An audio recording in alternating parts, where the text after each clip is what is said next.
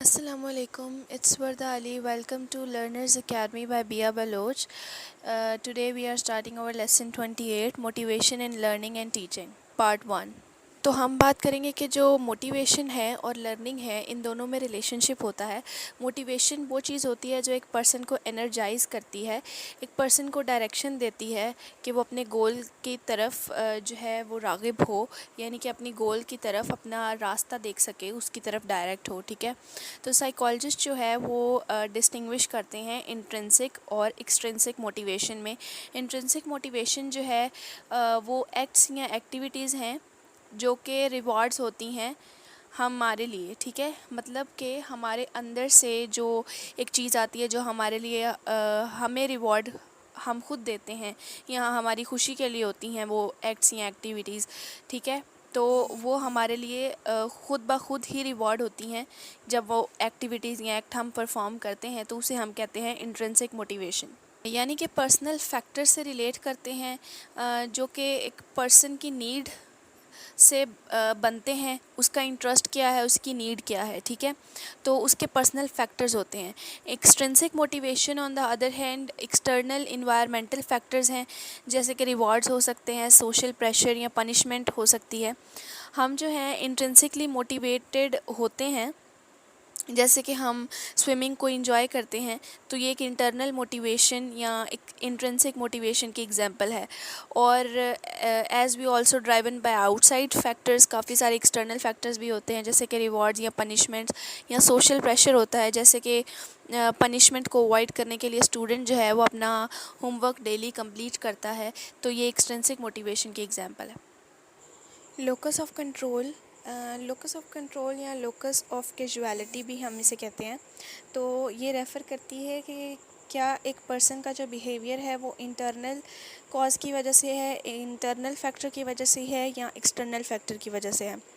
अगर हम birds eye view लें, यानी कि हम इस पॉइंट ऑफ व्यू को एक ब्रॉड कॉन्सेप्ट के फॉर्म में लें कि किस क्या चीज़ लोगों को मोटिवेट करती है, तो 4 मेजर अप्रोचेस जो हैं वो इसके एक्सप्लेनेशन में आती हैं। अब वो 4 मेजर पॉइंट्स ऑफ व्यूज़ जो एक पर्सन को मोटिवेट करते हैं वो कौन से हैं? तो सबसे पहला है behaviouristic approach and motivation. Behaviouristic approach और मोटिवेशन, जो सबसे पहला पॉइंट ऑफ व्यू था वो एक बिहेवियरल पॉइंट ऑफ व्यू था मोटिवेशन का, जो कि एक्सप्लेन करता है कि जो एक स्टूडेंट का जो बिहेवियर होता है क्लासरूम में, वो किसी इंसेंटिव का रिज़ल्ट होता है। इंसेंटिव कोई भी ऑब्जेक्ट या इवेंट होता है जो किसी बिहेवियर को इनकरेज या डिस्करेज करता है।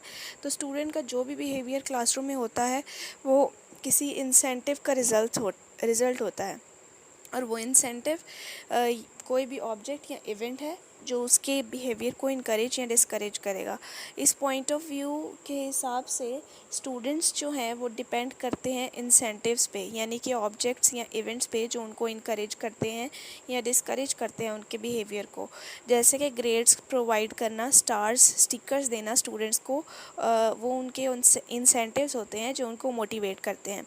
और इग्नोर करना, लो ग्रेड्स देना, पनिशमेंट्स देना, वो मोटिवेट करते हैं स्टूडेंट को कि वो एक काम छोड़ दें। सो बिहेवियरल अप्रोच ये एक्सप्लेन करती है कि स्टूडेंट का जो बिहेवियर है वो रिवॉर्ड्स और पनिशमेंट से रिलेट करता है। सेकंड जो अप्रोच थी वो ह्यूमनिस्टिक अप्रोच थी एंड मोटिवेशन। इसके ये अप्रोच जो है बिहेवियर को समझना था। ठीक है, second approach in understanding behaviour को हम कहते हैं ह्यूमनिस्टिक अप्रोच। ये अप्रोच ये सजेस्ट करती है कि ह्यूमन की जो नीड्स हैं वो हायरार्की के फॉर्म में एग्जिस्ट करती हैं।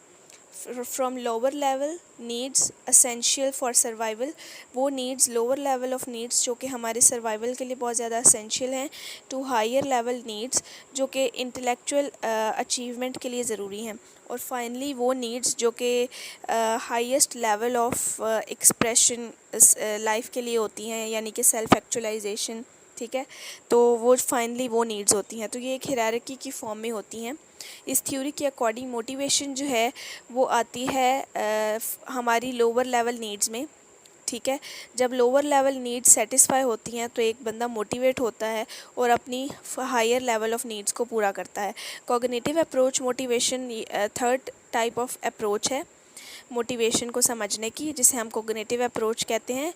ये व्यू जो है एम्फसाइज़ करता है कि जो ह्यूमन का बिहेवियर है वो हमारी थिंकिंग से डिटरमिन किया जाता है, सिर्फ नीड ऑफ सेटिस्फेक्शन या रिवॉर्ड्स या पनिशमेंट से नहीं। हमारी थिंकिंग भी हमारे बिहेवियर को डिटरमिन करती है। ये व्यू ये एम्फसाइज़ करता है कि ह्यूमन बींग्स सिर्फ फिज़िकल नीड्स या कंडीशंस पर रिस्पॉन्ड नहीं करते, बट वो अपनी नीड्स को इंटरप्रेट भी करते हैं। एक बंदे की कॉग्निटिव एक्सप्लेनेशन, उसकी मोटिवेशन क्या है, उसका कॉग्निटिव एक्सप्लेनेशन उसकी मोटिवेशन का एम्फसाइज़ ये करता है कि हम जो है वो खुद मीनिंग ढूंढते हैं, make sense of our own and other people's behaviour by searching for causes and explanation for such behaviours.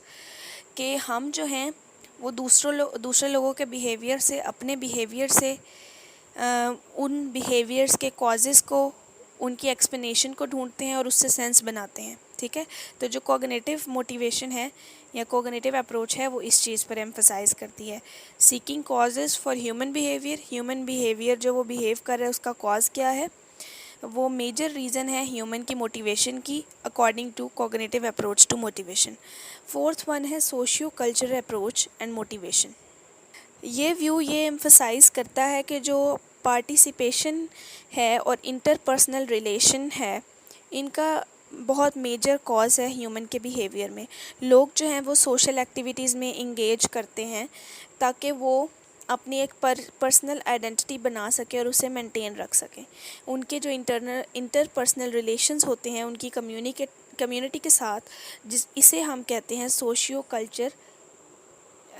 Culture relations. ठीक है, तो ये इस चीज़ को सोशियो कल्चर थ्योरिस्ट बिलीव करते हैं। ठीक है, तो साइकोलॉजिस्ट जो हैं वो एक्सप्लेन करते हैं कि ह्यूमन की जो मोटिवेशन है वो 4 डिफरेंट व्यूज़ में है, नेमली एक तो बिहेवियरल व्यू, ह्यूमनिस्टिक व्यू और कॉग्निटिव व्यू, और फोर्थ है सोशियो कल्चरल व्यू। हर व्यू का एक एलिमेंट ऑफ ट्रूथ है उसके अंदर। जैसे कि हमने ऊपर डिस्कस किया, तो टीचर जो है वो टीचर ये देख सकता है कि जो उसका स्टूडेंट है वो मोटिवेट हो रहा है, और उसकी जो मोटिवेशन है वो 2 ब्रॉड कैटेगरीज़ की वजह से, 2 ब्रॉड फैक्टर्स की वजह से है, जो कि या तो इंटरनल फैक्टर्स, उसका इंटरेस्ट, उसके बिलीव्स, उसकी सेल्फ फुलफिलमेंट होगी, या एक्सटर्नल फैक्टर्स, रिवॉर्ड्स या पनिशमेंट होगी।